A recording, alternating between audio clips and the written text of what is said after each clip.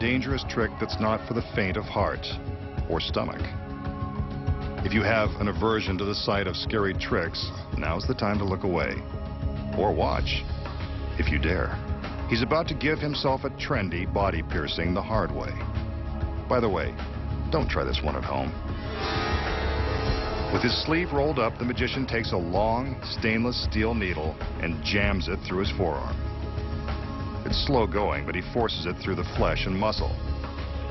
I told you this was going to be upsetting, and it's about to get even gorier. The magician begins to withdraw the needle, and sure enough, he lets loose a small gusher of blood. I keep reminding myself that this is just a trick. He'd better pull it out before he gets weak in the knees. I know I am. There it is.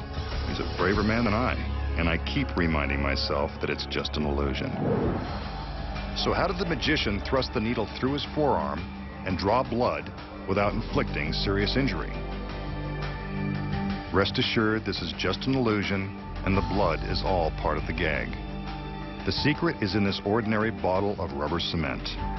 Before the trick begins, the magician takes a healthy dose of the clear cement and applies it to his forearm. He's careful to get complete coverage on his skin.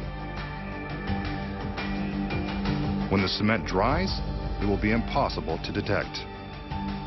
Now when the magician appears to plunge the needle into his arm, he's merely pressing it against his skin. He struggles a bit to make the illusion more convincing.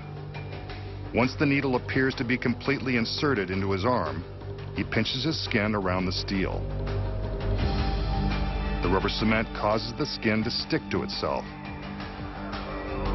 The effect is pretty gruesome, but not grisly enough for our masked man. He wants us to see blood. That's where a trick needle comes in handy.